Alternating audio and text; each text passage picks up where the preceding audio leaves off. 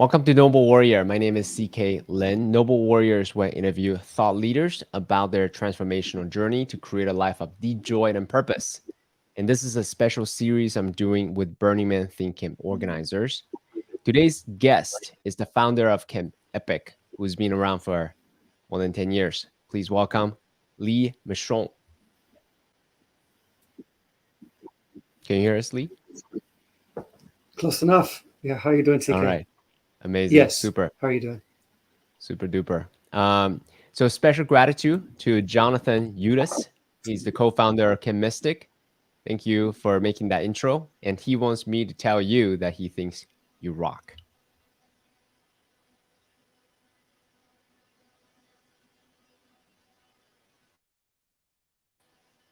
Oh, did I lose you, Lee? Hello, hello? Is there a lag? Is there a delay? Oh man, let me What's going on? disconnect everything. Is it strong? I don't know what is going on. Just 1 second. Let me put everything away.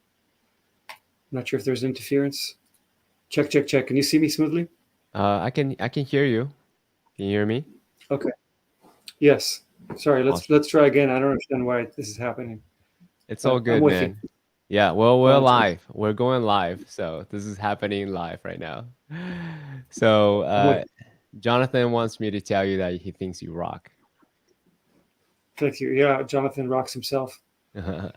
So first question I want to ask you is, what's the relationship between Think Camp organizers? Oof.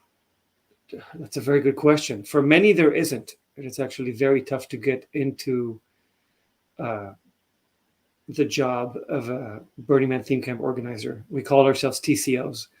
It's quite a tough endeavor. So for those who discover the Burning Man Theme Camp organizer group, there's about 5,000 of them on there.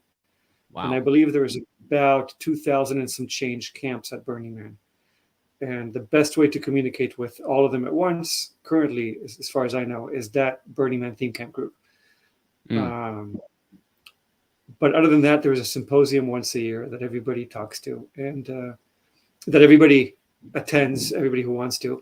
And as you progress through the years, you form connections with other TCOs, and it's a very dynamic environment where with a lot of subgroups and silos involved. And with the years, you get more and more connected to different factions of that group. So let's actually talk about that. I mean, I'm new to Burning Man. I'm year 3, you're year 10, right?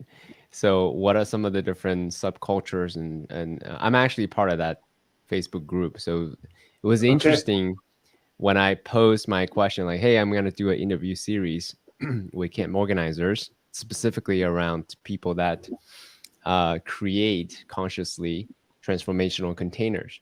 It was interesting for me to receive some of the responses. And one was a snarky response. 1 second. Yeah, there's a lot of that. That cringe that gave me a snarky response about transformational containers.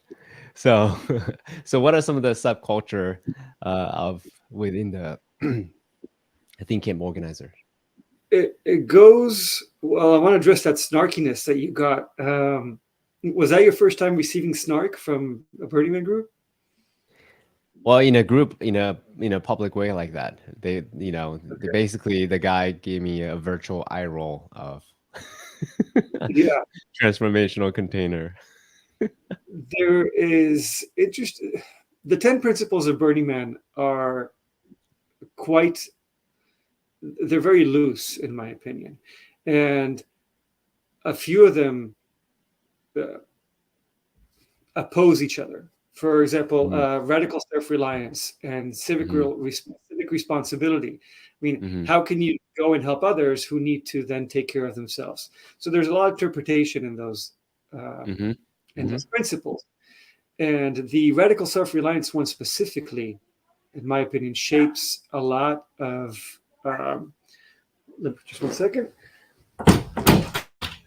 Shapes a lot of the snark, because whenever anybody wants to collaborate in a way that helps others and reduces their self-reliance, somebody always pops up and says, "Oh, well, snark, snark, snark, snark." And it's Uh-huh. actually it's so prevalent in Burning Man groups, and even more so outside the TCO group. It's everywhere, and at this point, it's almost accepted as part of the culture. You're supposed to be snarky. Now, is that right? So okay, so Well, a lot as of a new burners. burner, as a new burner, let me ask you this question. There's a certain, you be snarky for fun, right? So both people or both parties or multiple parties enjoy the snarkiness. Like, oh yeah, it's just part of Burning Man. And then you can also venture into meanness. So where is the the balance between snarky for the sake of collective joy versus snarky just like I'm being mean to you? Oh man. Hmm. What's going on here?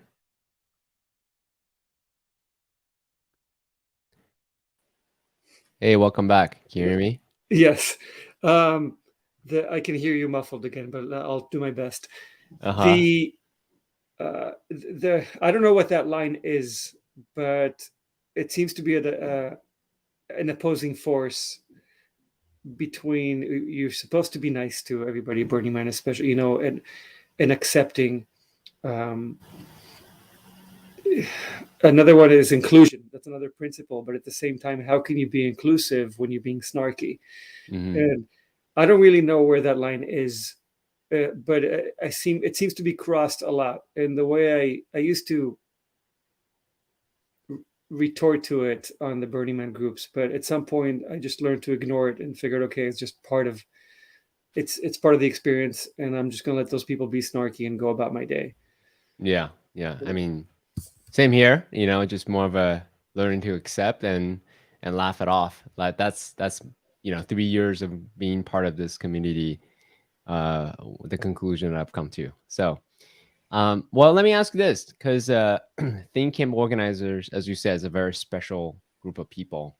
In my mind, it's an extraordinary amount of effort, intentionality, thoughts, labor, money going into creating a Think Camp. So, what makes you go back year after year for the last 10 years? I I personally have a an addiction to Burning Man, and I believe many TCOs do. And Okay. Say more about that addiction. Addiction. that addiction comes from two very interesting things that I experienced at Burning Man for the first time. Number one is a disconnect from money, which didn't affect me so much on my first time as much as I realized how much it's affecting so many others at Burning Man, and therefore creating an interesting environment uh, where there is no VIP booth. Like you can buy yourself into status at Burning Man.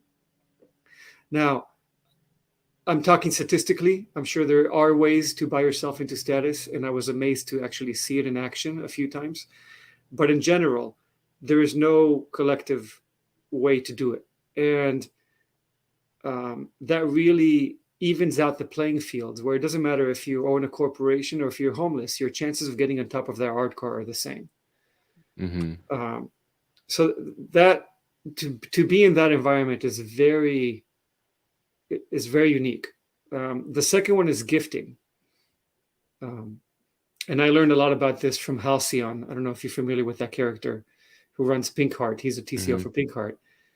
Um, the the gifting idea, where, and I'm somewhat quoting him, when somebody gives you something, your first thought is immediately to feel guilty of, oh, what can I give them back? Mm-hmm. And in the Yep. default world, that's how it works. Mm-hmm. But at Burning Man, it's a gifting economy, and when somebody gives you something, they just give it to you to give it to you, and they're not expecting anything in return. And I get to experience a lot with virgins. When I give them a gift, immediately they reach out and say, "Oh, and this is for you." And it's not because they're trying to barter, but that's what they feel like they need to do once they get a gift. And my immediate go-to, almost always, is not to accept their gift, no matter what it is, Mm. because they need to learn how to receive. Mm. And that's the very strong lesson when you go to Burning Man for your first time and you get showered with gifts, whether it's just a hug, a song, or something materialistic, to let go of that feeling of, oh, what can I give back, and just accept. And it's intoxicating. Once you do learn how to do that and just say thank you, and the playing field is even, you find yourself in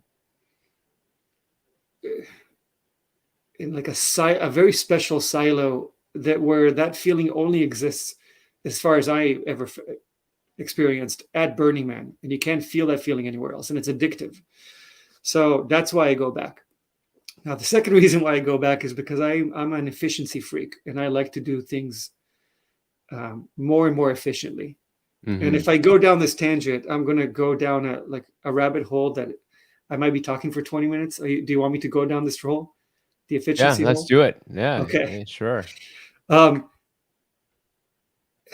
Man, well, we'll see where this goes, and stop me if it goes away from Burning Man too much. But there is a Safi-Whorf, I think it's spelled that way, the hypothesis where you What was that word again? What was that word? Sphere-Whorf hypothesis. Sphere-Whorf hypothesis. Okay. Tell me about that hypothesis. It's where the structure of language determines the native speaker perception of the world and everything around them. So the grammatical and verbal structure of your language influences how you perceive everything. And I believe it applies to all beings. So your brain provides you with the capacity for thought, and then the tools are the language that you use. Yep. But the tools are not necessarily determining what the thought is. For example, freedom. If you catch a bird, you put it in a cage, you keep it there for a few days. When you open that cage, it will go away. It will fly out. It has the idea or the notion that it wants to be free. It doesn't necessarily have the word for it. But the word freedom, once you do have a language, has a bunch of synonyms like ability, flexibility, immunity, opportunity, power, privilege. Those are all forms of freedom. Mm-hmm. And one of my favorites is actually by Nelson Mandela.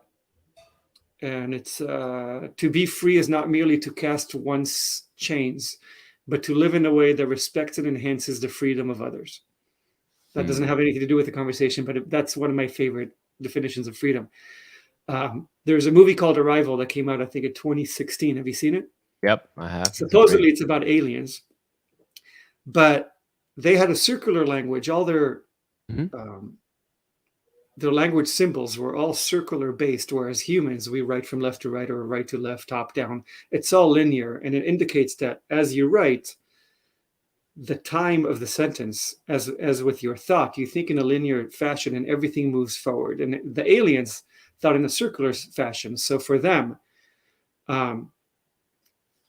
every time you write a word, it doesn't just represent the moment that the word is written at, but also the future, the present, and the past. And when you immerse yourself in that language, the main character was able to see into the past and the future. So for me, I grew up in an environment where by age 6, I spoke 3 languages. And it gave me the tools to think a certain way. This is going to get to Burning Man soon. It gave me the tools to think a certain way, and expanded the amount of tools that I have to perceive the world. I didn't understand how that was going to affect my life until much later, when I learned my 4th language, which was math. And I was a pretty bad student at school. I was a pretty bad kid. And I didn't study much in high school, not math, physics, or anything. I just attended class, but my mind wasn't there. So when I finally had to learn math in order to transfer from community college to get a 4-year degree, I discovered trigonometry. And I remember a very specific question where we had to calculate where a plane needed to go. And I realized, oh, math has such a utility. If I learn math, I'm able to navigate and I'm able to build things. Like, you cannot create massive structures without trigonometry and calculus. You cannot have radio waves, microwave, TV. This conversation wouldn't be possible with the distance between us. And it's all comes down to trig. So I immersed myself in that fourth language as much as possible. And I realized that that's a precursor to a few other sub-languages of math, which are physics, chemistry, and chemistry is a precursor for biology. And the strongest effect on my life was statistics, which was the second level language on math. And I discovered the two terms, the normal curve and regression to the mean. Normal curve, basically, once you immerse yourself in it, you eventually realize that the most amazing thing would be if amazing things didn't happen. Wait. Say that again. The most amazing thing would be if amazing things wouldn't happen. So once you have a sample size big enough, amazing is inevitable. It has to happen. And if it wouldn't, that would be amazing. For example, if we flip a coin 10 times in a row, the chance it lands heads 10 times in a row are practically zero. But if we flip that coin 10 billion times, the chance it lands 10 times in a row heads it's extremely likely to happen. It would be amazing if it didn't land 10 times in a row in 10 billion flips. So when you look at the normal curve, let's say you plot all the humans on the planet and how lucky they are. Somebody inevitably is out there all the way at the tip of the normal curve at the highest point, the 100th percentile. That's the luckiest person on earth. Inevitably, that person exists. It would be weird if they didn't. Now, equally, there is the unluckiest person on earth. Yes. And it's not their fault. It's just an accumulation of all their decisions and events that just didn't work out, and they happen to be at the bottom end of that scale. Yes. So statistics enabled me to see that amazing things are commonplace. And when you stop treating them as amazing, which some people view as depressing, and you realize it's commonplace, you're able to look at the world with an even playing field and just very logically look at events and say, well, that is not amazing. That is just expected. And I can use the frequency at which it happens into my planning and be able to predict and go through life in an easier fashion. Wait, go back. Last sentence one more time. The frequency that it happens to predict life is a what? If you expect something amazing to happen every so often, then you're able to predict the future more accurately. Like as humans and science in general, our job is to predict the future. Our job, I mean, the scientist's job. If I were to be a scientist, like the weatherman wants to know if it's going to rain in a month, and that's right. The physicist or the chemist wants to know that if I put this two together, this will happen. They can predict what will happen. Correct. So the job of science is to predict the future. And if you can look at things in a statistical fashion, then you can expect how often something out of the ordinary will happen and use that in your calculations. Some people ignore the stats. And for them, there's a lot of anecdotal I'm not sure how to say it. There's an anecdotal thought process and justification for hope necessarily. And I'm going to piece this together. For example, if there are stories about people who see the afterlife right before they die, and they say, "Well, but I saw the light." Now, again, you go back to the normal curve, and I would tell you that for us not to find 1,000 people that saw the afterlife as they almost died would be amazing. So it's expected for us to hear these stories. It's natural. Those stories will happen. It's inevitable. Yeah. There's a whole lot of people that almost died that came back that wouldn't tell you those stories. But the squeaky wheel gets the grease, right? And if you're doing a story for YouTube, you want to interview the people who did experience the afterlife, and you're inevitably going to find them. Okay. So that gives you purpose. That gives you purpose. The narratives gives you purpose. The narrative gives you purpose because as beings, we want to be happy. Yes.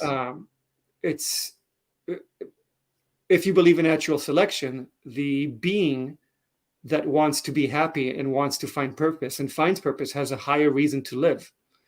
Yes. If you're depressed, you have suicidal thoughts. When you're happy, you want to live. You're looking forward to the future. Yes. So beings who seek purpose are more advantageous to have a longer life. Yeah. As a species, it's a good thing for a species to be optimistic and to justify events as good ones. I So broke up with my girlfriend, but it's better this way. Well, of course it's better this way because this is the status quo, and I'm going to yes. justify it as such. And that's good for the advancement of the species. So, um, where does it all lead to Burning Man? Yes. The realization that everything is expected, or that everything falls into the normal curve, led me to also realize that I live in a movie, Mm-hmm. right? After studying enough math and science and physics and chemistry, and I really immersed myself into it when I went to college to make up for all the years I didn't study anything in high school. Mm-hmm. And eventually I realized, after studying all that, it shaped the way I interact with the world and how I perceive the world. And I realized I don't have free will. Because in all Mm-hmm. these sciences, you understand causality. If I mix these two together, this comes Mm-hmm. out. If Mm-hmm. this atom travels this way and hits that atom, then it goes in that direction. Mm-hmm. Now, if I were to hit a billiard ball, um, if I were to hit a billiard bar, a cue ball, sorry, at the little triangle, and I pause it a second before, with a computer powerful enough, I'll be able to tell you where all those balls are going to end up. Correct? Mm-hmm. But there is some margin of error. Not because that error actually exists, but because I cannot calculate the error. The gravity of the computer calculating itself has an effect on where those balls are going to be. A comet a million miles from here might shift one of the balls one atom. And we can't calculate all those things because they're variables to us. But variables, in my belief structure, don't exist. Everything is a constant. Every piece of matter on this universe travels in a certain direction, has a certain mass, is either accelerating or decelerating, whatever. And if I pause the universe, and some external computer in an external universe is able to look at all in the universe, take all those constants, plot them, then I'll be able to tell you where all of those pieces are going to be 1 second from now. And if I can do that, what's stopping me from telling you where they're going to be 20 years from now? Like, once you're outside the system, you can calculate the future. And to me, that equals fate. There's only one outcome for any given second. And if that is the case, I'm extremely lucky to be where I'm at, because all my decisions are not my decisions. They're inevitable decisions that I'm bound to make. And after learning all these sciences, I realized how lucky I am to end up where I'm at and not dead for crossing the street at age 6 and just getting run over just because. And for some people, that's where the universe leads them. So I view myself as somebody high up on that normal curve on the Mm. luck scale. Okay, Mm. I made it to age 40. That's already an achievement, for luck alone. And if you knew me growing up, you would realize it's extremely lucky, because I did my best to hurt myself and kill myself many times growing up. Mm-hmm. Not on purpose, but for lack of wisdom. Yeah. And therefore, I'm lucky. So if I don't control any of my decisions and I'm merely watching the movie of my life, which at all intents and purposes doesn't really affect my life, because I still have to live through these decision processes and feel like I'm making them. So So I'm very fortunate, and I'm lucky to be alive. And, for everything, there's a yin and yang. And for a person who's lucky as me, there's somebody unlucky. And I found myself coming to Burning Man. And I'm going to tie it now back to Burning Man. If you can just remind me of the original question so I can sure, answer of it more course, directly. of course. So being a Burning Man, and you've been doing this for 10 years. It's one thing. So you had talked about being a participant as a burner, right? But what I'm specifically asking you is, you took on the job of being a think camp organizer for the last 10 years. Okay. And I'm asking you, why do the extra work, the effort, the intentionality, the thought, right? The drama that you got to deal with. Correct. Why do that for the Okay. last 10 So years? here, I'm going to tie it back in. Thank you for reminding me. Once I accepted my fate, it goes back to the quote from Nelson Mandela, when I came across that, where to live free is not merely to cast your chains, but to live in a way that enhances the freedom of others. And I realized I have the lucky opportunity to go to Burning Man. There's only 80,000 tickets sold. A lot of people who want to go can't. Mm-hmm. And as a TCO, you get something that is called DGS, direct group sale. Mm-hmm. And they give you a number of tickets. Mm-hmm. It's a lot of power to give one person. Mm. I email Burning Man, I submit a questionnaire, they say, here's X number of tickets. And then I get to decide which people I bring with me. Once you go to Burning Man, you understand what power that is, because to take somebody to Burning Man who's never been, that is to cast them of their chains. That is to give them that lucky break of, oh, here's a way that you can look at life that you didn't even experience or realize you could before, because it will provide you with a language set that you just don't currently have.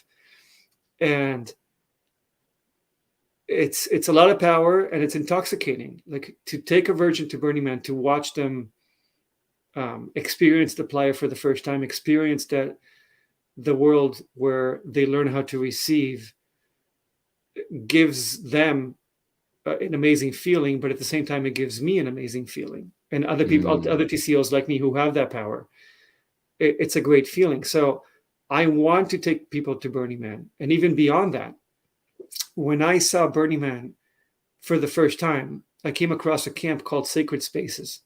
I don't know if you ever heard of it. No. But it doesn't exist anymore. And this ties into the story. When I saw that camp, I was so impressed at what they built. They created a space that was about 30 foot tall, made of shade sails. And it was all held by, I think, about plus minus 5, I don't know, about 10 electrical poles, pylons, like driven into the playa, and with a bunch of guide wires that hold them into the ground, created that 30-foot base, and then tied all those ropes between them, and the shade sails. And you walk into that space, which also had domes at the bottom scattered around the perimeter of that structure, which was about 200 feet across. And without having a clue what that space does, you just want to stay in it. It's kind of like walking into a very impressive cathedral or a church. Even if you know nothing about religion, you never heard about religion, you walk into a cathedral, and it's tough not to just feel a sense of awe. And just you understand how much work and effort and foresight went into that place. And I got that on Playa. And what makes it even weirder than a cathedral is that it was on Playa, and it only exists for a week. And how can you create this thing just for 1 week and then take it apart? Later, I learned what the camp does, which is irrelevant to this conversation. But at the time, I was just so impressed with the camp. And my logical brain, post math, science, chemistry, thought to itself, there is so much energy that goes into creating this space. And somehow my mind started wondering, like, how is it done? And I wandered into politics, which I didn't have a deep understanding of at the time. But very quickly, I pieced together that in order to create such a space at Burning Man, you need a whole lot of money. And to get a whole lot of money, you need a few powerful people. I used to stock trade for a living. I was a prop trader in a firm in Las Vegas, and I have a very a non-common view of money. But in short, money is a silo of power. You work now, you get money for it, and then you can spend it later. And until then, you can just hold on to that power. It's like potential energy. It's a stretched rubber band. And to create that space, you need a few people with a lot of stretched rubber bands that are willing to unwind them to create the space. And I thought to myself, okay, if I have somebody with a stretched rubber band, if I have somebody with this energy to give, and they give me a whole lot of it, we start approaching real world problems where if that person then says, okay, I want to bring my chef, how do you say no? Right? Because then you have to give up that energy. So once you create a camp as powerful or as impressive as Sacred Spaces, and I don't know if any of this is true, right? This was all in my mind. Yep. Once you create a camp as powerful as Sacred Spaces, you come to a political situation where you have to do what a few powerful members want you to do. Otherwise, your camp ceases to exist. Yep. After the burn, I did a little bit of research about Sacred Spaces, and I realized that their structure was rented from a company called Guildworks that build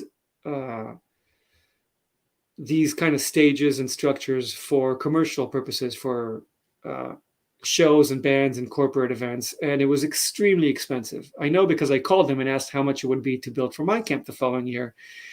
And I realized it's exactly the problem that I thought it would be. I have to find very rich people to make it happen. Mm-hmm. And that's what I set out to do from year one. I came up to the person that came to Burning Man with me in 2011, and I told him, and he happened to be a wealthy person himself. And I said, look, I'm going to build something very amazing over the next 10 years, or at the time I thought 5. I have no idea what it's going to be, but I need you to get me the money for it. Okay, give me a bunch of members who are all willing to pitch in, and I'm going to start this infrastructure.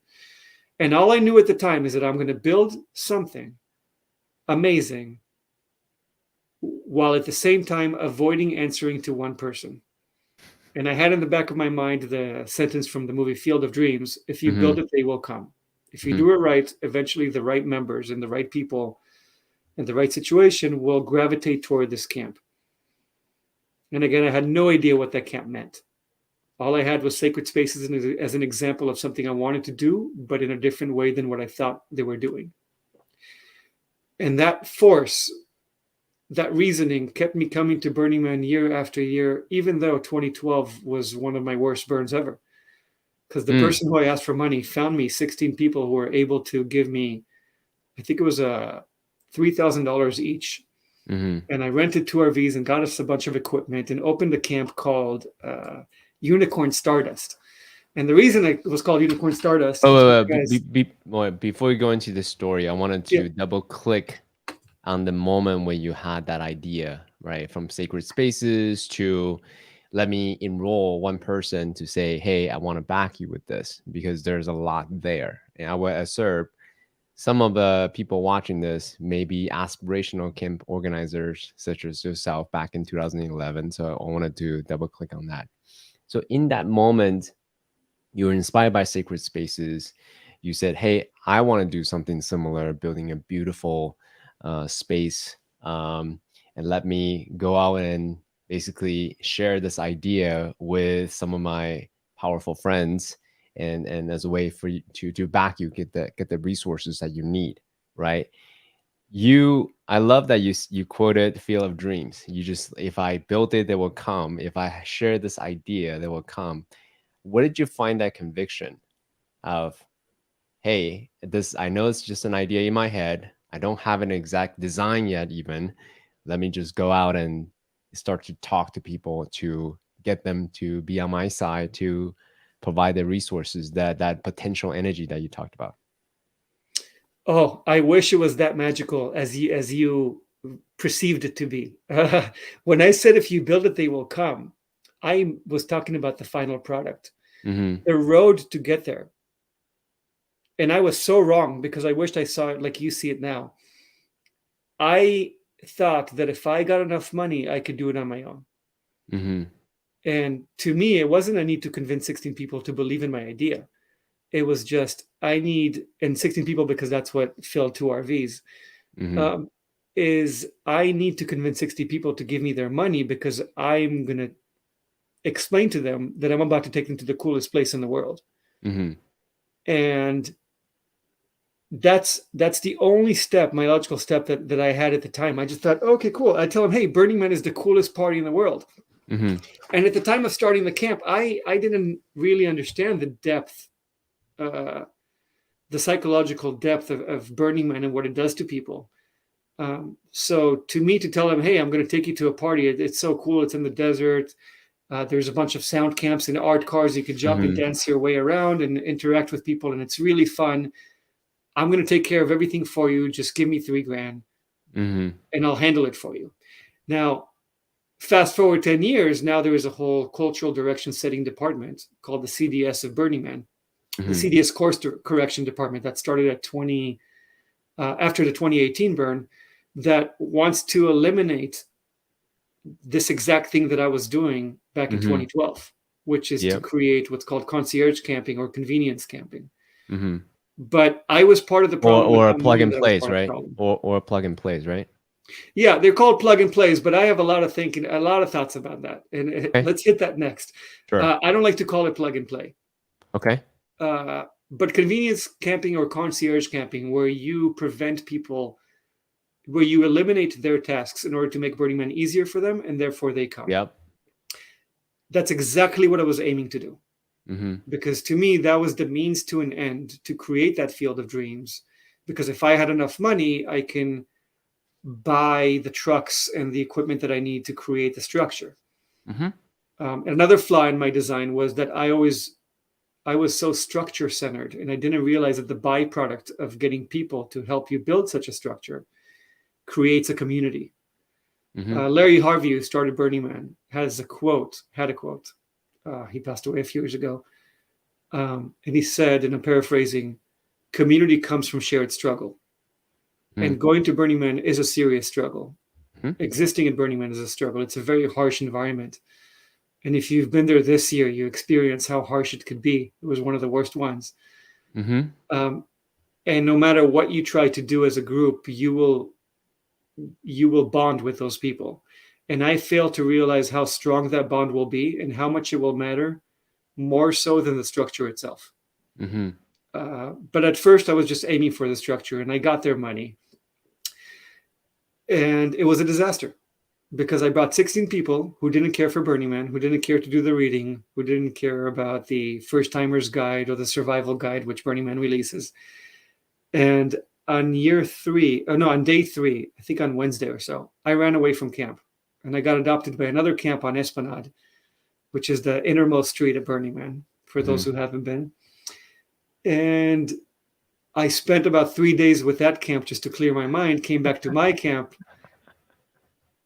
for a story about how one of my dad was in my camp, and I deserted my dad on his first burn. I said, hey, come to this amazing thing. And he helped me put it together. And on Wednesday, I ditch him, and I see him again on Saturday. And he tells me a story about how his shoes disappeared, because it turns out that another one of the 16 just woke up in the morning, couldn't find his shoes, and took my dad's shoes because they didn't have shoes. And, there's this concept of the playa provides. So the playa didn't provide, you stole my dad's shoes. So I realized very quickly, I'm like, I can't just bring 16 people that can afford to pay. I need to bring 16 people who care. Yeah. And that's when the community aspect started. And I still failed to realize how important it was even then, even after the first step. So the following year, I said, hey, look, I'm looking for people who are willing to pay this much, but also who are willing to read the following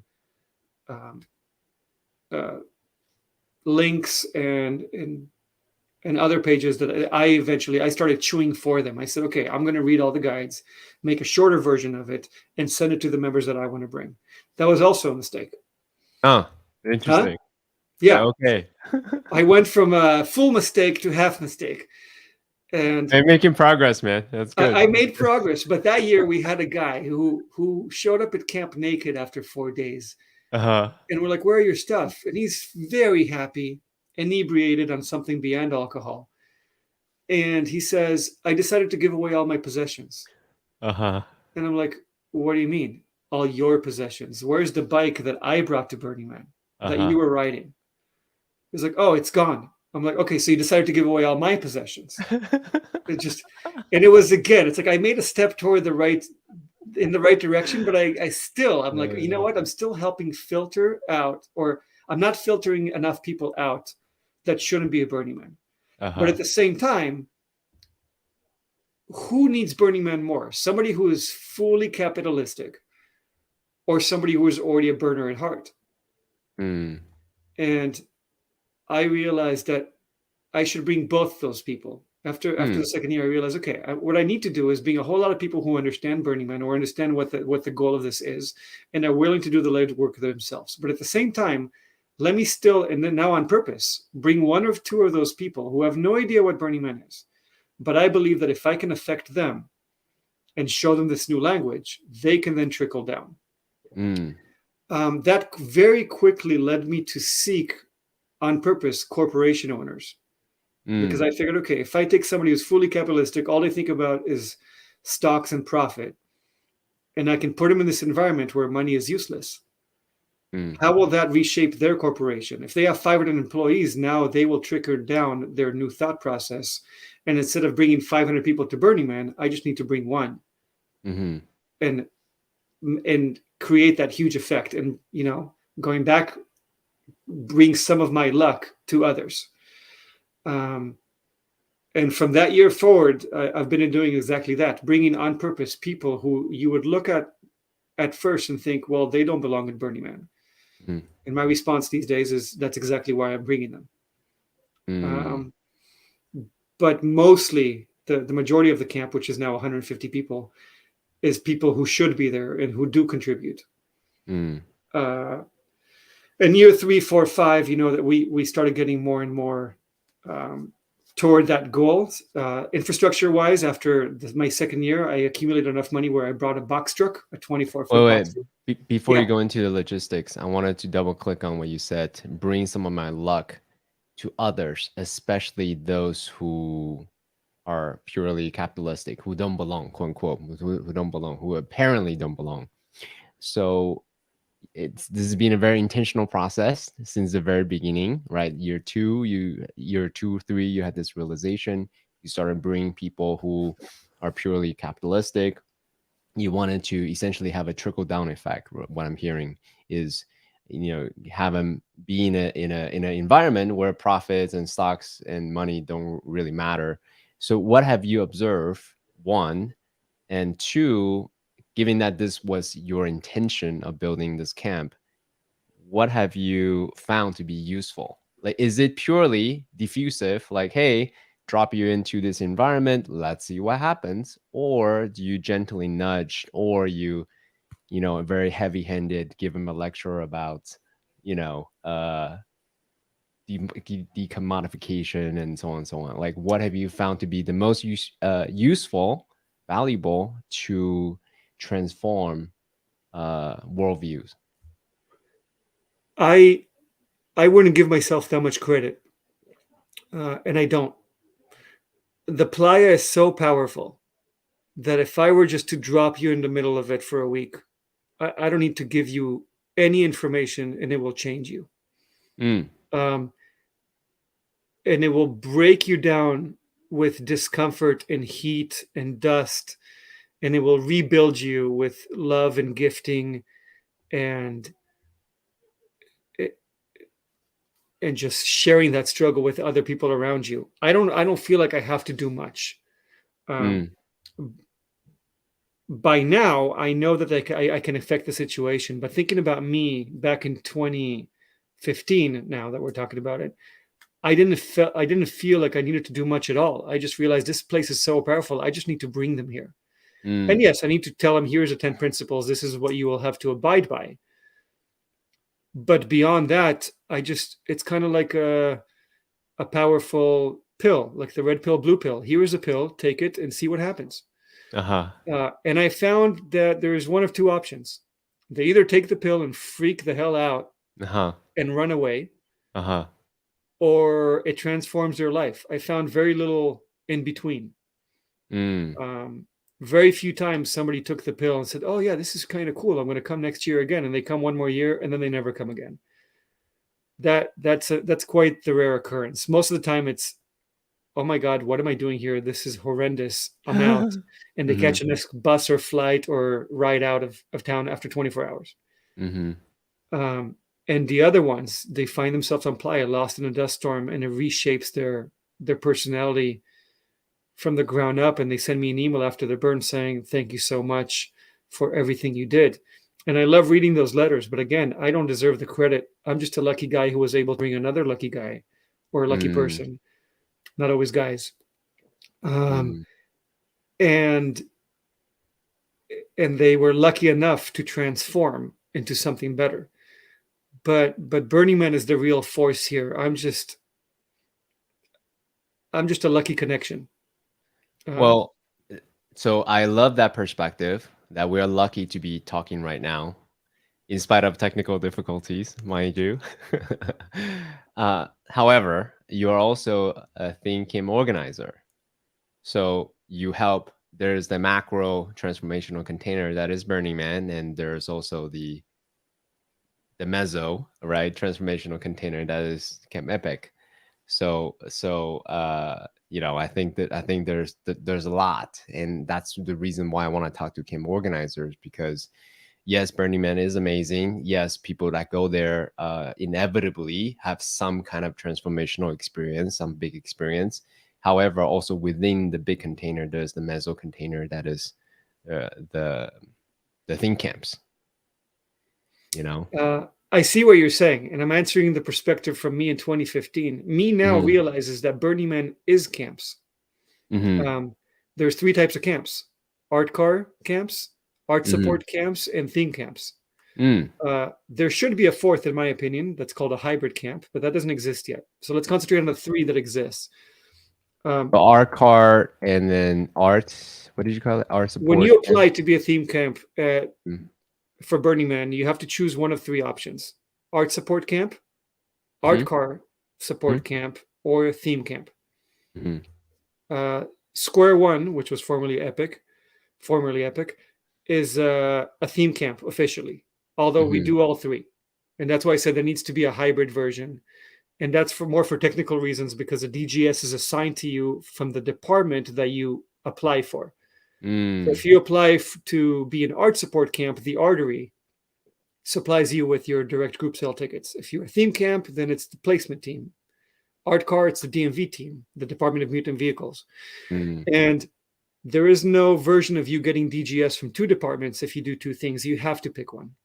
Oh, I see. That actually makes our job a lot tougher because we have so many people assigned to the art car and the art support car, which this year was a moving art piece of 70 feet long with a car and a trailer, 40,000 watt sound system. And it just, every time you move that thing, it's about a team of 15 people that operate it for that night.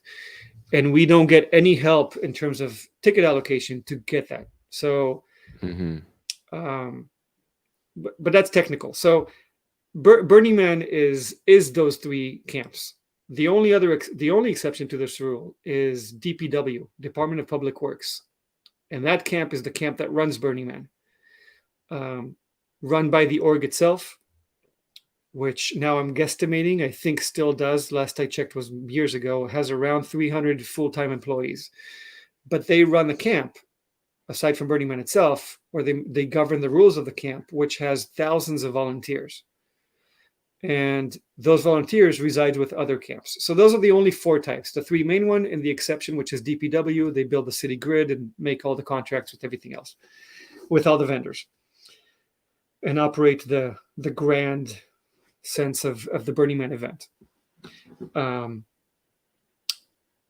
And that is Burning Man. Those 2,000 and something camps that are one of those three, the collection of the experiences that those camps provide are Burning Man. So at this point, if you ask me, yes, I'm a cell. I'm one of 2,000-ish cells that is Burning Man. And in our guide that I send to people now in our camp is we follow and shape the Burning Man principles. That's one of the sentences in the guide. Mm. We don't just abide by the 10 principles. Because if my camp got big enough, let's say my camp instead of 150 was 40,000 people, right? Mm. Which will never happen. But you realize that your camp is somewhat has a voting power, right? Because if half of Burning Man decided we need another principle, then it would happen. And it's just a running experiment. So when you take 150 people to Burning Man, when you divide it 80,000 by 150, you realize that 1 out of every 500 people at the burn is in my camp. Mm-hmm. So I'm 1/500th of the power of Burning Man. Mm-hmm. And that's a lot of responsibility. And I do shape it. So when I bring people into Burning Man, of course, I view myself as part of Burning Man. And it's my responsibility to not only just show them, here you go, this is the playa and turn them loose. It's also to make sure that they're a participant that does the responsibility that 1/500th of the burn needs to perform. Otherwise, Burning Man dissolves and becomes nothing. Mm-hmm. Or is forced to become Coachella, where you have a producer and a visitor. But at Burning Man, there is no producer. The camps are the producers. Yep. Which hits me back on when I said concierge camping, you said plug and play. And I want to visit that for a second. Sure. Every camp at Burning Man, in my opinion, is a plug and play camp by definition. You just have a range of how pluggy you are. How pluggy. That's a word I never heard before. I like this it. might piss off some people. I'm sure I'm stepping on some toes, but every camp creates an atmosphere that eliminates some of the responsibilities that the campers need to perform. At the very least, it's placement. If I go to Burning Man on my own, I get to the gate, they say, okay, welcome to Burning Man, and then I drive in, and where do I park? I have no idea where to park. So I have to drive around the city, find a spot that is clear, and set up my own spot. Once you become part of a place camp, you can plug into that camp, because that camp shows up before the gate open, a section of that camp. They create, some sort of imaginary or physical fence that's marked by blue flags by DPW. But once you get there, you can define your space however you want.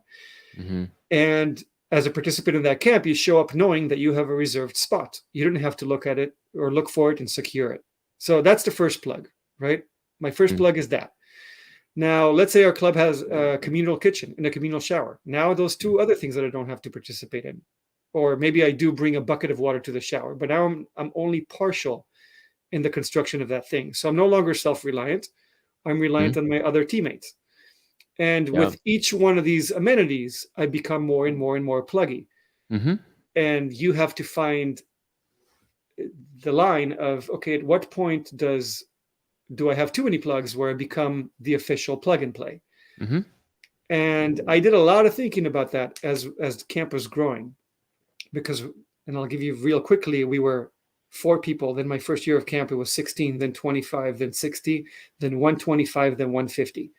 We grew real fast, and I grew faster than I can accommodate and think about all these things. And I was forced, once we reached 125-ish, I was like, what am I doing here? Like, I grew so fast. What's the point?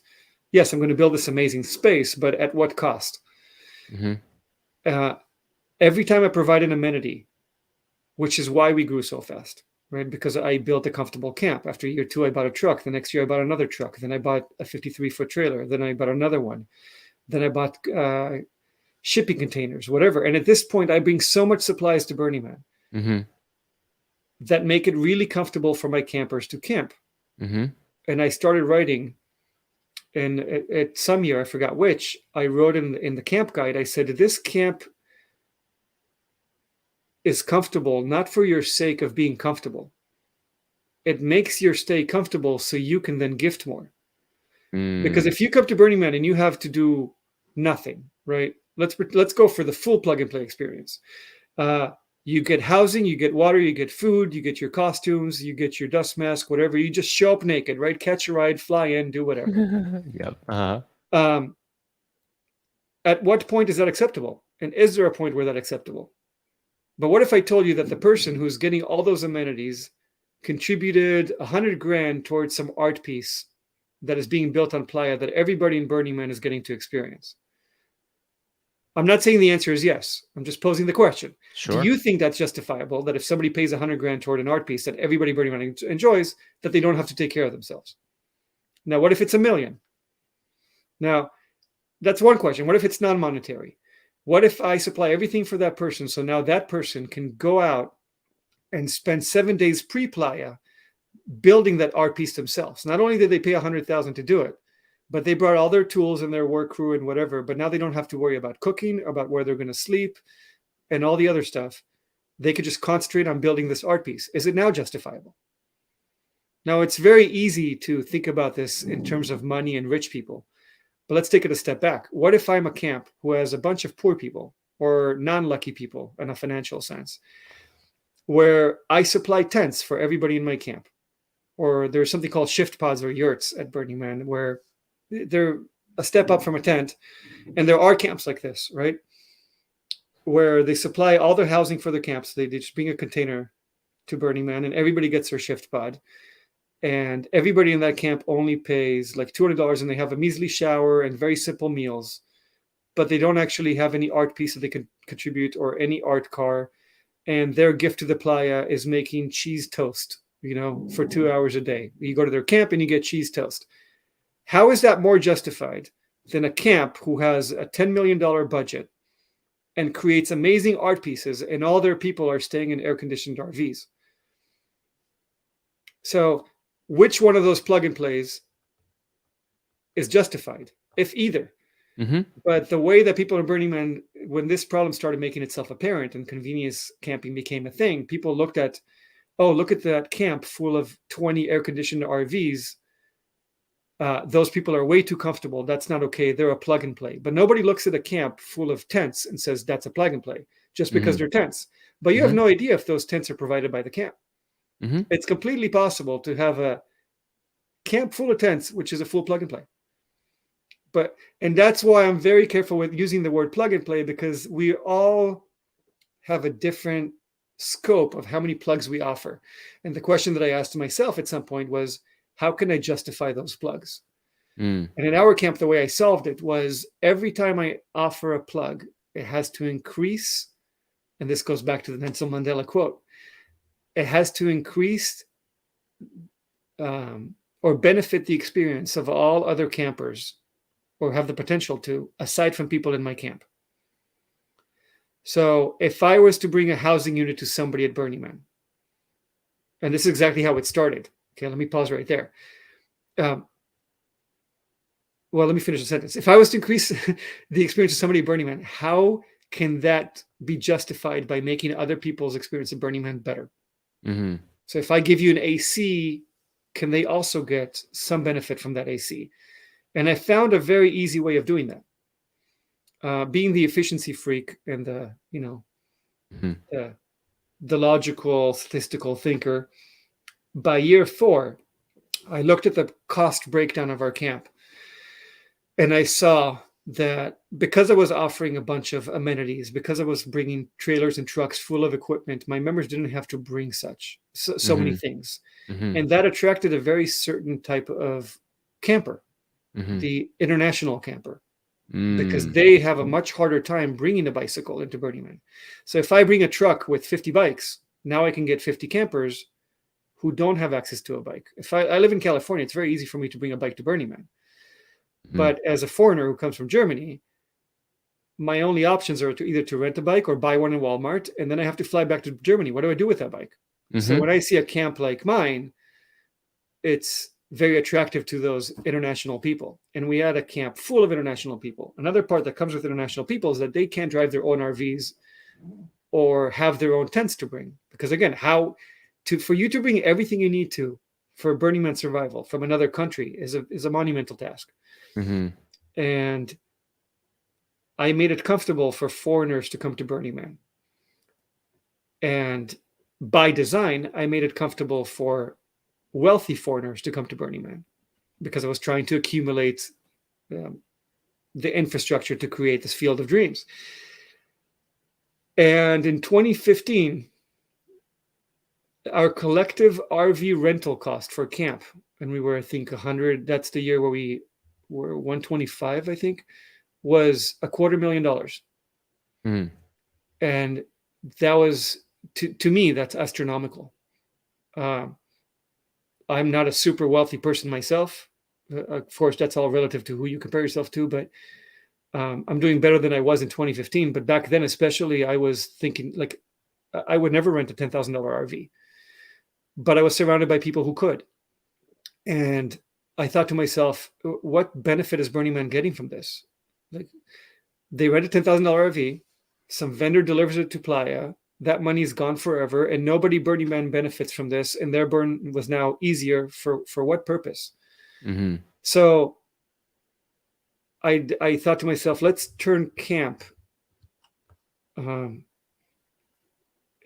into a funding system where what we do will affect the others. And I came up to 16 people in my camp. And the reason why 16, because I looked at a 53-foot trailer, mapped it out, drew it out, and said, how many beds can I put in a semi-trailer to turn it into a sleeping unit, install ACs in there, and turn it into something comfortable enough where somebody who sleeps in an RV would be okay to transfer into that. I managed to plot 16 beds in there. And I did what Steve Jobs did, according to some movie that I saw once about how he started Microsoft, where he realized Xerox has an operating system. And he went to, I forgot, was it Intel or some other company? And I might be butchering the story completely, but he sold the program before he ever had it. And I decided to do the same thing. I went to 16 people, said, hey, look, I have this semi-trailer that I converted into a sleeping unit. Would you sleep in it? Pay half as much as you do for an RV. And you'll have mostly the same amenities. Would you agree to doing that? And they said, yes. And then I said, okay, here's how much it's going to be. They all gave me the money. And then I had to race for about 2 months. I lived in Santa Rosa with another camp member and just hand built this thing. We created the first 16 sleeper trailer that we have at camp. At this point, we have about 120 people sleep in containers. But wait, how that was many? version 1. How many? 120. 120. Amazing. So year 1, version 1, I moved 16 people into this trailer, and it kind of worked. It was semi-disaster because I also decided to build a bathroom at the same year that recycled the water for the showers into toilet water. Disaster, because I didn't take into account how much people wouldn't care. That system required a lot of care, and that's something I also eliminated from my systems at Burning Man. But that's a whole other topic. But I moved 16 people into that cube, and that allowed me to have enough money to build the following year another one of those. And I realized then this is what's going to solve me from the money program, because the field that I want to build, that field of dreams, is very expensive. And much like Sacred Spaces, it's going to cost me hundreds of thousands, and I can't raise that money from people who already pay $10,000 to rent an RV. If I can reduce them to $5,000 and take 2.5 out of it, now I have this power to build my dream. And so the following year, I realized, okay, this program is great. Before you move on. So you reduce the cost. So instead of having an air-conditioned RV, $10,000, per person, you half the price. You put them in containers, but the matrix that you have, you wanted to provide amenities so that your participants can give back to people outside of your camp, to the overall Burning Man. So how are you measuring that? Oh, so that wasn't measurable that year because I reinvested everything to grow the system. I knew that the system will do that eventually. And that eventually has already come. So we're going to get to that next. But back then, I reduced the cost by 1/4, but still charge them half. And that extra 1/4 was what I cycled back into the system to build more and more and more of these and create basically an interactive and gifting platform. And this year, I'm going to give you a tidbit. In 2022, we supported 2 Playa art projects and an art car. Actually 3 art projects at Burning Man. Just by virtue of having these containers. Because whereas a lot of camps fundraise in order to create things at Burning Man, the goal back in 2015 when this idea was formed was to make sure that just by the platform's existence, it raises money. So the following year, and I realized after that experiment, I realized this is going to be too slow, right? I'm already at 2015. At 2011, I thought I'm going to do something amazing. And now I find myself dealing with housing, which I couldn't care less for. But still, it's a necessary step to get to that field. And so I'm like, okay, I'm just going to go full force into this housing system. And the following year, I loaned a whole lot of money. I borrowed a lot of money against my own promise to pay it back. So I put myself in a very risky position. But I knew I didn't want to wait 20 years to give back to Burning Man. So the following year, we modified 8 shipping containers and brought them to Burning Man, 40-footers. The reason we went that route is because a vendor that I used in 2019 or 2015 came to my camp and said, oh, this is a pretty cool idea, but why are you using trailers? You should use shipping containers because they have less moving parts.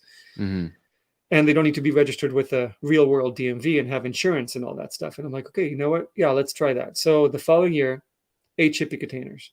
And it was a very rough transition, because every solution is a new problem. Or creates new problems. And I find myself full of problems, but I overcame those. And the following year, we built 2 more, and then 2 more, and then 2 more. And for 2023, 1 more. For 2022, 1 more. And now I think I'm at capacity.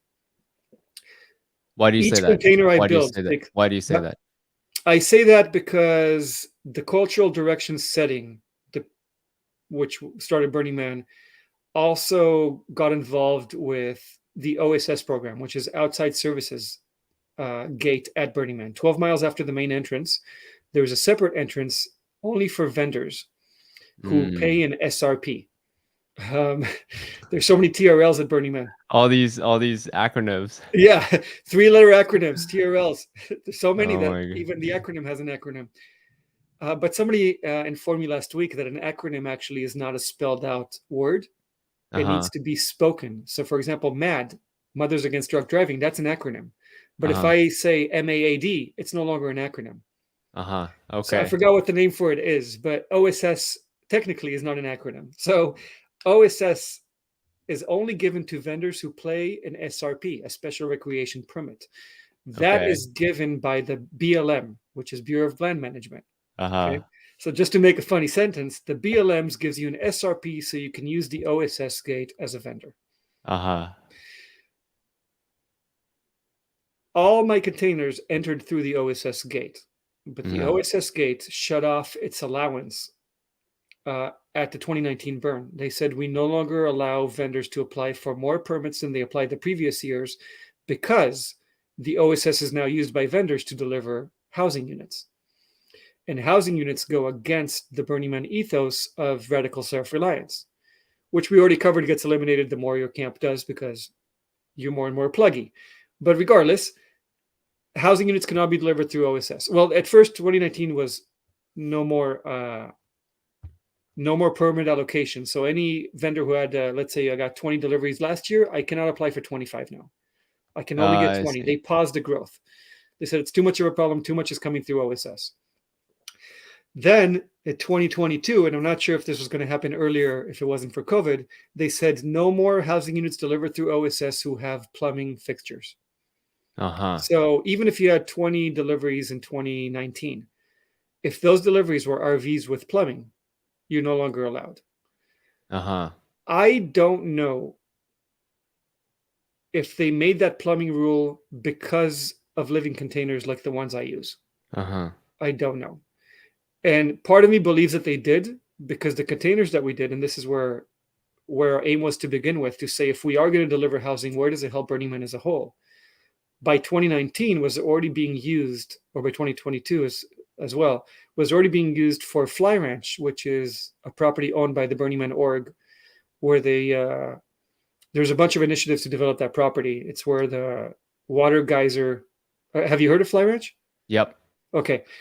For the listeners who haven't, there was a natural spring, well, semi-natural spring. There was a pressurized hot water underneath the property, and somebody tapped it many years ago and left the pipe open. So at this point, it looks like a natural spring, but it isn't. There is a pipe that goes down there, and it keeps spewing water. It's very hot water. It's really nice, clear. It's nice to swim in, not on a very hot day.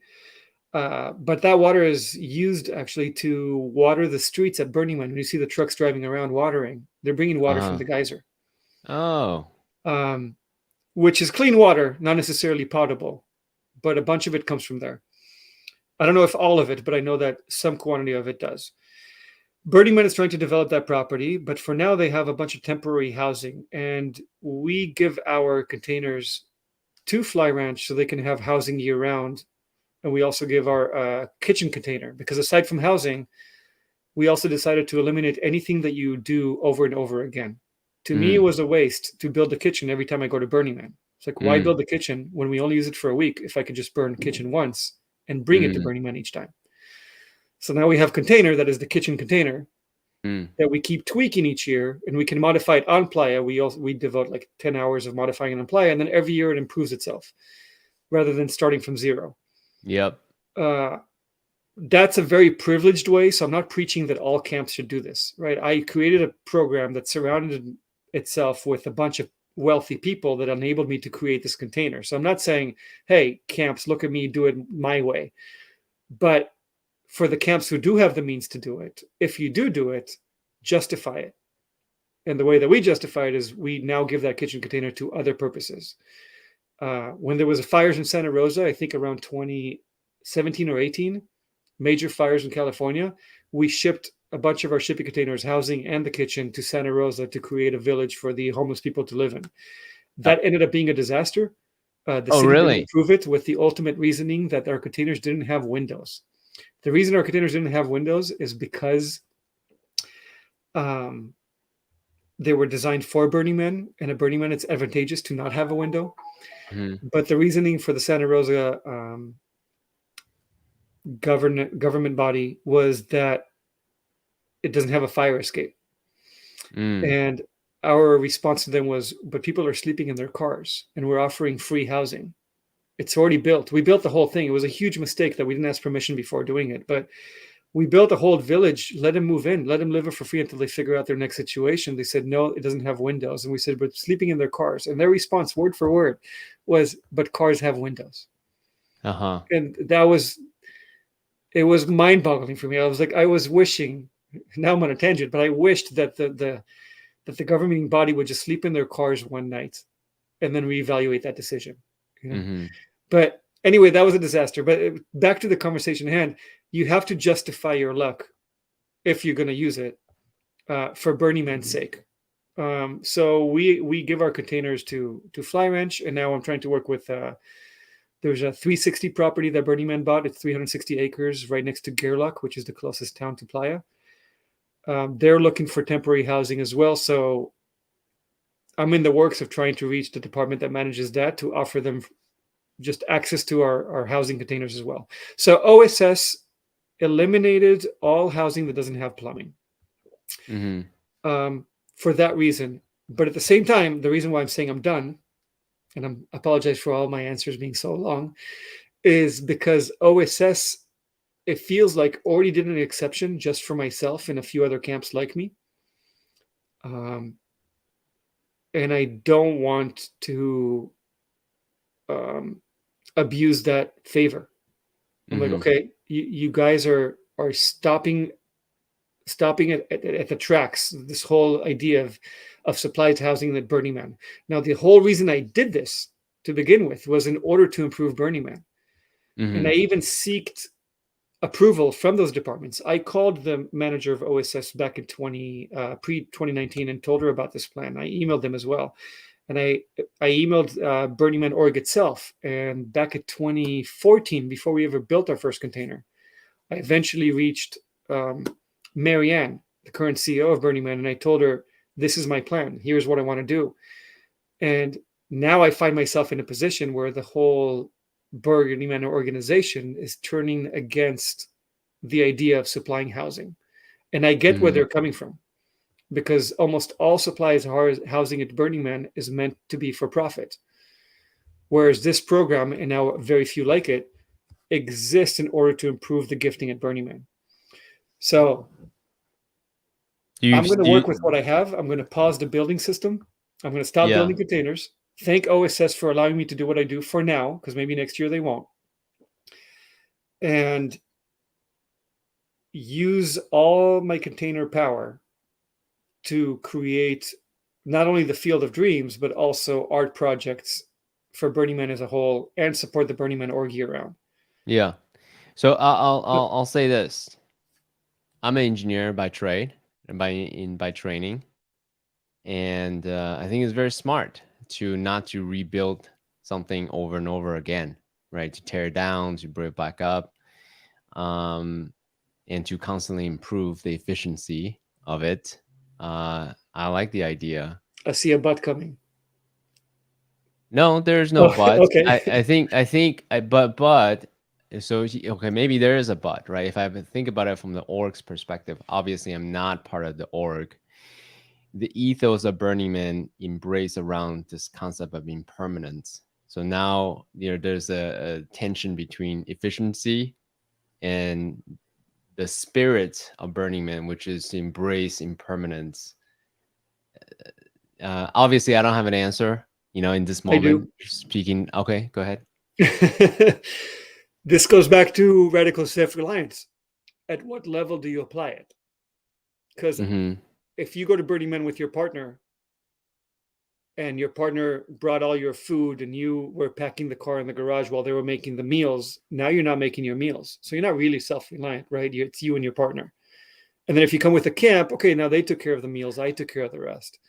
Now Mm-hmm. with Burning Man's the whole permanence of it, I can go down the same rabbit hole, saying, okay, if Burning Man is now permanent, they're using the same fence every year. They're using the Mm-hmm. same trailers to build the event each year. They have their offices for the ticketing at the entrance that they use every year all over again. So should the event itself recreate all those things each year, or is some permanence to create a non-permanent event justified? Yep. I And I I think that's a debatable thing between you and the org. I mean, I can, as an outsider, I don't have any skin in the game. yeah, I like the idea. I naturally, as an engineer, I go to, great, let's make it available to everyone, right? But then I can also see from the org's perspective, like, well, if everyone does that, what would happen? So I don't have an answer. It's just something I think is yeah, very interesting to, philosophical decision needs to be made. Um, I wish yeah. you If success, everybody but did it, it wouldn't work. huh?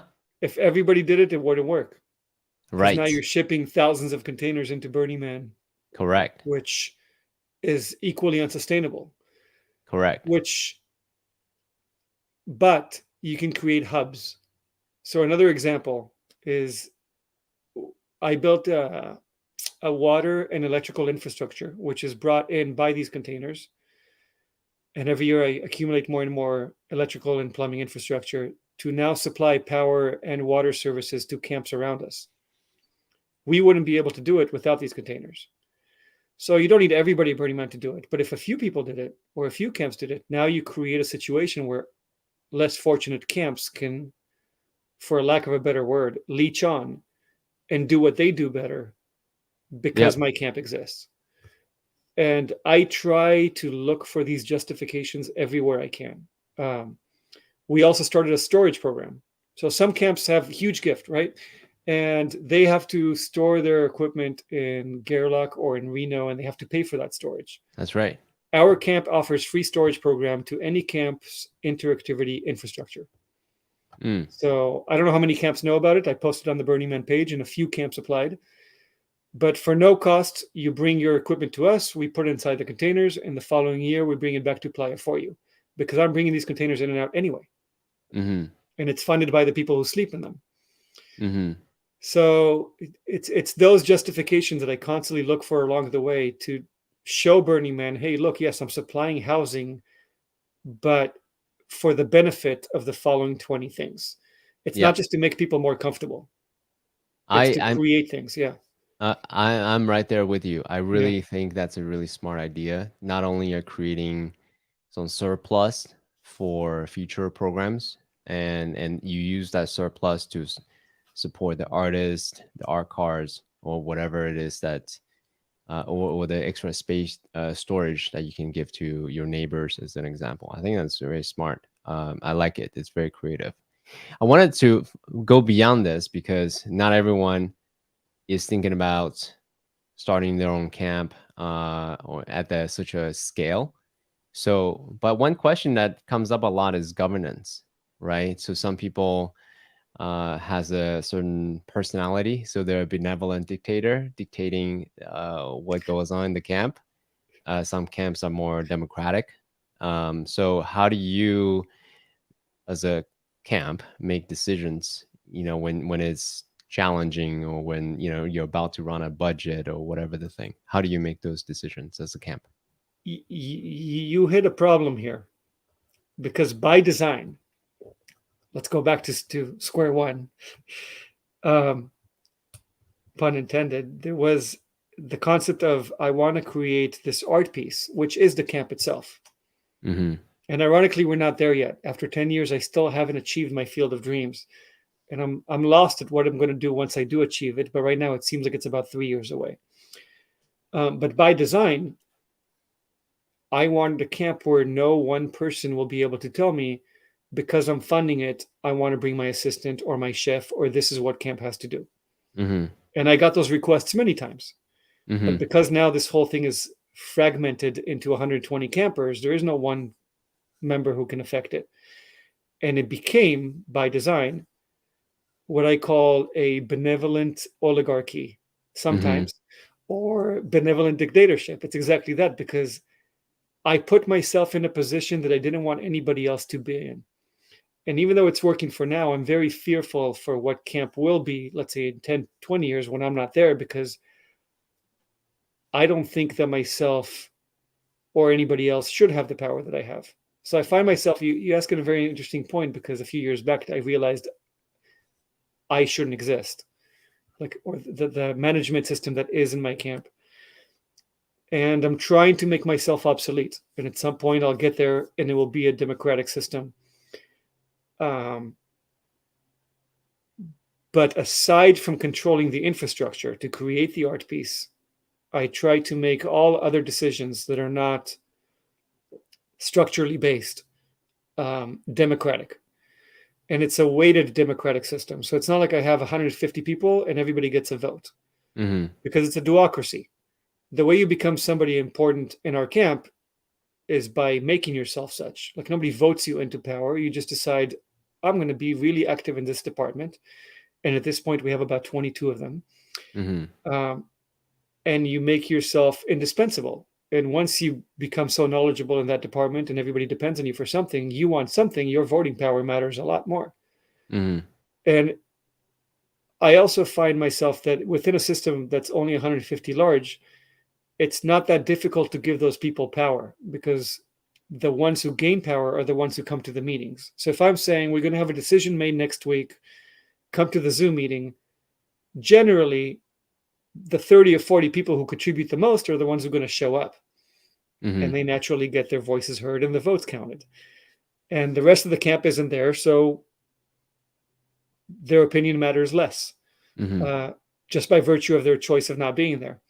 For less important decisions, we do have questionnaires where we say, everybody, please give your preference. And then we bring it to that meeting and we have a vote on it. So we do take everybody's opinion into account, but not everybody's vote into account. I understand. And for our size, it works. And of course, as you grow, it becomes more and more complicated. Have you heard about Dunbar's number, where it's at about 150, it stops being an effective village, so to speak, where communication breaks down, and it's very challenging to know what goes on in an organization once it goes beyond 150? That was part of the reason we paused at 150. It was part of the considerations was that theory, which shows some practice proof, but we grew so fast and we decided, what we're growing for the sake of what? If I could be 1,000 people, what can I do? It's going to take over my life. I already have 3 kids. I consider Burning Man somewhat of my 4th. Like, how much time can I devote to this thing and neglect everything else in my life? For what purpose? So we realized, to create the field, how many people do I need? How much money do I need each year? How big does the system need to be? And we came with about 150 people and 20 containers. That was the final result. And we're like, okay, it also works with the Dunbar number, so let's just keep it at that. And this year we were actually 164. Okay. Which bugged me. We grew bigger. There's always some exceptions, but I aimed for 150 and ended up being 164. So next year I decided I'll aim for 140 and let my exceptions get me to 150. How do you measure how, quote unquote, successful, each year, each camp experiences? What do you look for as the benevolent oligarch, looking at each year's progress? The same way I measure myself. If I measure my self-worth by which people measure themselves against me. Wait. One more time. That was kind of very meta. Say that one more time. Somebody asked me once, how do you measure yourself? Like, how do you know if you're a good person or if you're living correctly or whatnot? And I found this is not my quote, so I'm paraphrasing, but I adopted it and I don't know where I got it, but I measure myself based on who measure themselves against me. I see. So if there's 5 other camps that I admire and they come up to me after the burn and say, oh, wow, I really liked your camp. How do you do this? Whatever, let's talk. Then I know I did something right. Mm-hmm. But if I'm running a camp and no members come and say, oh, like no visitors send messages, or other camps say, oh, this was so great, you're doing awesome, whatever, then I know I failed, because nobody wants to be more like me. Mm. But emulation is the best compliment. And if more camps want to be like my camp, then I know I'm doing it right. Mm. Now, I say more actually, but if it's more of the right camp, if the camps that I admire want to be more like my camp, then Mm-hmm. it means we're doing it correctly. And that's what I keep the lookout for each year. Mm. Um, I don't aim to lead as much I aim to be followed, Mm-hmm. I if that makes understand. any sense. I understand. Um, and that's the reaffirmation that I'm going in the right direction. But if nobody comes and asks, oh, how did you do this? How can you do that? Can we? I'm so interested to know how you did this, this, and this. Then I'm like, okay, so I should try something else. Because if nobody cares to be more like it, then why do I? Why should I aim in a direction that nobody else wants to go in? I want to ask you a thank you for sharing that, by the way. That's a really interesting perspective. Um, so the fact that Jonathan said, "Hey, go talk to Lee from Kim Epic," that's a vote, right? Would you say? Yes, that's an affirmation that I'm doing something right. Yes, Yeah, I really admire Camp Mystic. Yeah. yeah. Kim Mystic is awesome. So, what are some of the lessons that you've learned the last 10 years that you would tell new camp organizers, the younger Lee, back in 2011, who's inspired, who wants to birth this baby to the playa? What would you say to that person? I would go back to the Larry Harvey quote of community comes from shared struggle. So whether you aim to build a community or not, it will form, and you have to take it into account. Uh, and that's where I find myself now after 10 years. I didn't take it into account, and I only concentrated on the infrastructure, this mechanical infrastructure that will improve Burning Man from an efficient financial perspective. And I failed to realize that people in my camp are going to meet each other and get married, um, and form super deep connections where if one of them has a bad burn, the other one has a bad burn because of it. It's not all the infrastructure. And the infrastructure affect the people, but the people also affect the infrastructure. And you really have to take into account how this struggle is going to affect the people around you. And whoever you're going to bring to Burning Man are going to become your friends. And do you want to be friends with those people? Because you're going to go through some hard times. So be very careful of who you bring to Burning Man. I think that's the most important job from a TCO perspective. And it goes back to this DGS concept where they give you the tickets. You have a lot of responsibility to bring the right people to Burning Man. And you should give it a lot of thought. And the secondary part is be efficient, because like the kitchen, yes, I have the means to build a container, but you have the means to build a kitchen in whatever means you have. Make sure that if it doesn't have to be repeated, it won't. So build upon yourself. Don't just start from scratch each year, unless your goal is that experiment. And Burning Man is an experiment, right? So if your goal is to create something big and grandiose and awesome that takes a lot of energy, eliminate the energy drag early on. But if your goal is to just camp with a few friends each year and go experience Burning Man and do a very simple gift, there's no reason to take my second part of the advice. In that case, just concentrate on the first one. Make sure you go with the right people, or the people Mm, that fit you or your mission. mm, Um, but if you want to create really large things, you have to think efficiently. Otherwise, it's going to be very hard to get there. Very tough. mm. Good question there, actually. I'm double clicking on that. I was talking to Christopher while you're lack of Play Alchemist. He went from an idea to 140 people in one shot. Right? He thought about it for 2 years, but he went from 0 to 110 people in one shot.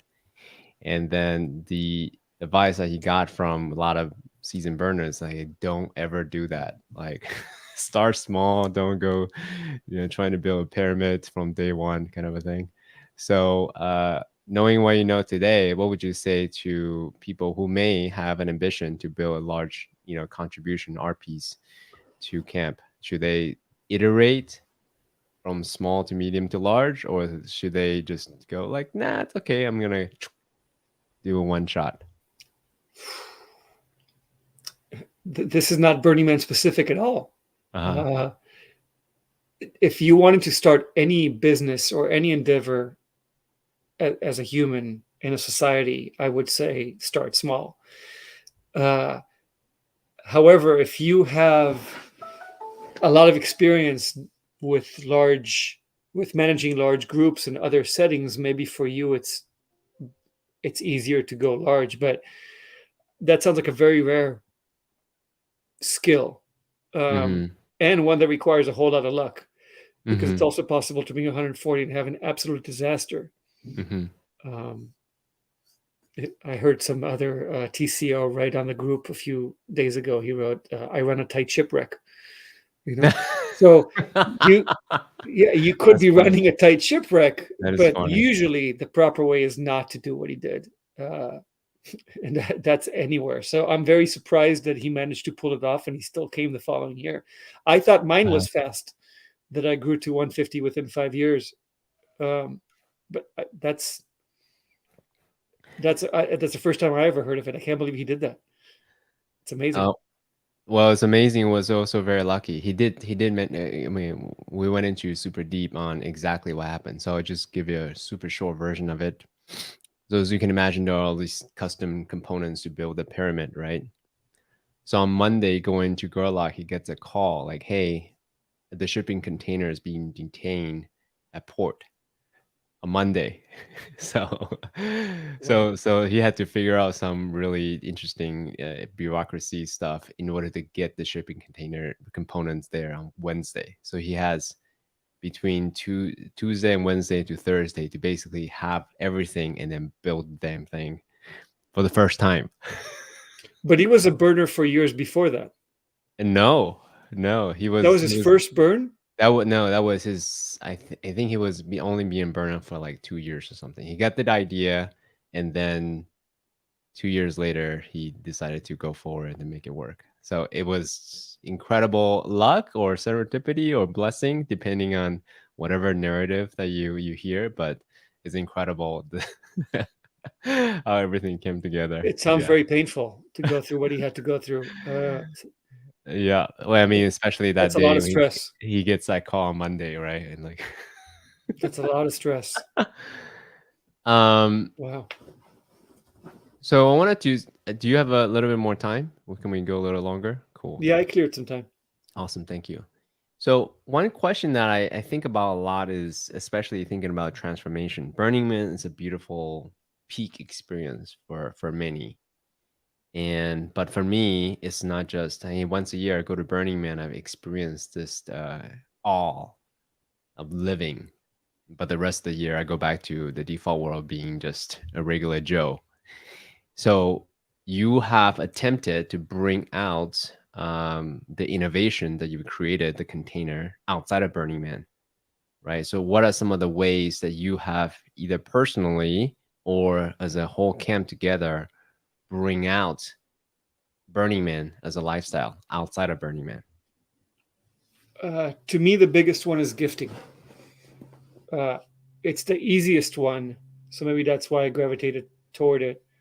Just from an efficiency perspective, gifting was the easiest. Um, so after my first burn, I started doing a lot more things, like everywhere. Like something. Here's an example. I took my son to Burning Man, right when he was 3. Our rule is you could take your kids to Burning Man, our kids, once you can tell them, put your mask on, and they put their mask on. Or they can see a storm and they understand that they need to, and they need to leave it on. Because at Burning Man, they could be 10 feet away and all of a sudden you don't see them. Mm, So as soon as he could put a dust mask on, we took him. And we asked him, what kind of gift do you want to create? And he chose to do a lemonade stand. It was funny because that year we were also camped right across Black Rock Lemonade. We didn't even know that was going to happen, but when he opened his tiny little stand, we made a sign, "Come shop local," um, and it was kind of interesting. So for him as well, we came back home after that burn, and he's like, "Okay, I want to do a lemonade stand again." but there's not enough people walking in the street. But he had that realization of it's so fun to give something away. So we invented this game. We said it's called Take One, Give One. We filled up a cart, one of those Costco carts, blue Costco carts, with a bunch of things from the house that we didn't need. Some of it was food, some of it was toys. And we just started walking down the street, knocking on doors and saying, hi, we're your neighbor. We came to offer you stuff. You can either take something or you can give something. And we discourage people from bartering. It's like, so if you gave something, you can't take one away. And if you take something away, that's it. And each neighbor had an option. And we ended up walking multiple streets until we were not even neighboring with anybody. And it was so fun playing that game of just watching people, catching them off guard of like, what do you mean? You just want to give me something for no reason? And at that point, so many people gave stuff. Like we had a six pack of cans of Coke and sunglasses and things, and like so many utilitarian stuff that people might want. And it was interesting. We just knock on the door and like, oh, you have a 6-pack of Coca-Cola? I'm like, okay, I'll take it. And I feel so weird doing it. And so that's an example of something that I did with my kid. Or when I go to parties now, I keep a sack on myself. Like I take a small little sack, like the kind of sack that ski goggles come in, whatever. And I fill it with a bunch of things from my house that I don't need. I clip it onto my belt. And when I interact with people, I just pull out the sack. I'm like, hey, reach in, pick something. And it just creates an interesting interaction. And of course, they immediately get the feeling of, oh, what should I give in return? So I never accept anything in return. And that's on the materialistic front. That's how it changed my life. I do a lot more gifting. And then on the artistic part, I realized not to take myself so seriously after a few burns. So for example, like this was a conscious decision. Like, why not put a unicorn behind me? Why not? Exactly. Like, and this bear, So why not? Why not do that? So I sometimes I go out of my way now to buy light colored pants. So when a friend invites me to a birthday party, I wear white pants and I keep Sharpies on a chain. When I meet new people, I tell them, would you sign my pants? So I have multiple pants right now that are just full of signatures and drawings, because why not? Why not just be artistic and just, if I have shoes, if I buy new shoes, I find myself sharpieing on my shoes, because who said that you can't draw on your shoes? Like, why not? So often, I would say half the times that I buy shoes now, and this is fairly recent, like in the last few years, because I did this like early on after Burning Man, and then I realized, wait, why don't I do this more often? So if I'm on a flight somewhere, I'll just take off my shoe, take a Sharpie, and start like fill up my plane ride with that. And by the time I land, I have new shoes, the new looking shoes. And it's amazing how many compliments you get on your shoes. Oh, wow, these are such cool shoes. Where'd you get them? I'm like, I just, on the way here. So I find myself being more artistic because of Burning Man. Wow. This is very cool, actually. There's actually, I don't know if you know, I don't know exactly. They're called like shoe heads or something like that. They love sneaker shoes. And there's a whole industry around people who can artistically make their shoes even more customized and beautiful than the manufacturers, give it to them. So that, hey, maybe I've seen it on Instagram and Etsy and that kind of stuff, but it's really, it's not that hard. You just take a Sharpie and draw whatever you want. It's so easy to modify a shoe. Okay. You're thinking, oh, I don't know how to paint. I'm like, but it's as simple as just taking a Sharpie and just drawing lines. And once you fill up the space, you like go to the next space and draw circles. And then you realize, oh, wow, there's so much you can do with a shoe. That really takes zero effort. And I do the same thing with a Sharpie in parties with my shoes. I say, go ahead, write something on my shoe. And it's funny because sometimes I tell people, oh, can you write something on my pants? And they ask, oh, can I do your shoe? And I tell them, no, the shoe is a coveted spot. You don't get it unless you're like, we know each other for a while. And this goes back to the gifting idea of like, a gift is what I offer to you. It's not what you ask for. So I will almost never give them what they ask for, because then it's no longer a gift. It's just they ask me for it, and then I can decide whether I want to give it to them or not. But I gave you the gift of painting on my pants. You don't want it, don't take it. Uh-huh. Uh, So let me segue back to Burning Man. On yeah. 2019, you were on a panel talking about infrastructure, right? During the symposium for On which one? infrastructure, right? Infrastructure. During the camp organizer symposium, you were a panelist talking about infrastructure. I It's don't know if you possible.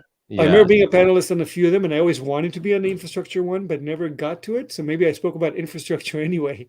Yeah, But you go ahead, did. let's You go for were that. you were on the infrastructure speed dating Okay. panel. So, anyways, I was curious to know, since you're recognized as an infrastructure guy within Burning Man, Oh, how are you taking that skill set that you have honed into your own life in creating more sacred spaces? I think you're talking about the Blast Initiative, burners leading sustainability, no, achieving sustainability in theme camps, and within the Blast Initiative, there's multiple groups. Um, yeah, so one of them is the infrastructure. You're right, but that's more of a sustainability initiative. So I know which panel you're talking about, and man, I C- wish Uh, I had a good answer for you. well, let me But actually maybe rephrase my question a bit. You were first inspired by the sacred spaces design, yes, right? So, and for years you've been working on that. So, as such, you have honed that skill of designing spaces for your camp. So, I'm yes. curious, with that new set of skill, superpower, whatever you call this, how are you taking that into your own spaces or the communal spaces that you live? And again, I wish I had a good answer for you. But as a father of three, Uh-huh. uh, with a real job in LA and a busy lifestyle, I don't find myself affecting the spaces around me as much Uh-huh. as I would if I didn't have the reality that I live in. Mhm. Uh, it's not necessarily a loss or a yearning that I don't, but now that you ask me for it, I realize I reserve much of my space design for the playa. Mm. Because there's only so much time I can give. And if maybe if I had no kids, I would, Mhm. but I don't find myself affecting spaces around me as much as I think about them a lot. Like every time I walk into a space, I look around the room and I draw inspiration. I'm like, oh, okay, I'll do that on the burn next year. Mhm. But I do very little execution outside of it. I see. Okay. Maybe another way to ask this question is, as a camp organizer for the last 10 years, you have obviously affected change or transformation within people that have flowed through your camps. What ripple effects have you seen with your effort of organizing, or actually, what ripple effects have you seen within individuals or within communities or families after they have gone through Camp Epic? Wow, that's a good one. The biggest ripple I see is the building of communities within that sprout from the camp that I have very little control over. Um, so around the art car, like we built an art car for Burning Man itself, but now the art car has a art car group that manages it, and we had a meeting about this on Monday that they want to take the art car into the world and start doing events. And a few skiers in camp, they started a WhatsApp chat group about, okay, I'm going skiing. Who from camp wants to go with? And now we have like the ski group, and then there was the LA group, and then there was a Vegas group, and all these subgroups that people started hanging out in. And it goes back to the advice that I gave for new people: just take into account how much uh, influence you're going to have over people's psyche and personalities once you start this camp. It does ripple out. And it goes back to me having three kids. I don't participate in much of those groups because I have, a 4 and 7 year old. Mm, Uh, but perhaps a few years from now, I will dive into those. It just so happens that while I was building this camp, I was also building a family. And in doing so, you have to choose which one yeah. is more important. I I choose the family, so I don't hang out as much with the groups that were created because of camp. Mm, I get to see them all at camp, mm, but there's definitely there's a big influence. I just don't get to see much of it, mm, so I can't answer that question in short. mm, mm. Beautiful. Yeah, Hey Lee, yeah. one last thing would be if you can leave one idea, one action, one concept, one story to anyone who's listening to this, what would you gift to that person with this one idea? Does it have to do with Burning Man? Doesn't no, whatever you want. Uh, don't assign good and evil to people based on a few of their actions, because good people do bad things and bad people do good things, and it's the net of their actions that determines whether they're a good or a bad person. Um, and it's the same for you. You might screw up sometimes. It doesn't make you a bad person. But if most of your actions come from a good place and that's what you strive to be, then you're a good person. If not, you're not a good person. But it's take the long take a look at a series of things before you make a decision, which is not statistically based. Don't judge too fast, yourself and others. Amazing. That's it. Lee, I really, really appreciate you sharing your story of how you found Burning Man, how you evolved from 2011 coming to camp and got inspired by Sacred Spaces, and then how you being actively investing your life, your energy, your time to build this field of dreams. And based on what Jonathan of Chemistic has called you, recommended you, I would say that, and also based on our conversation, that you're doing something right. So props to you, and thank you for the sincerity and earnestness of really going to your journey of being a think camp organizer. So thank you so much for being a noble warrior. Thank you, CK. Thank you for doing this series. I hope it helps some people. Absolutely. I Let appreciate me this. let me end broadcast.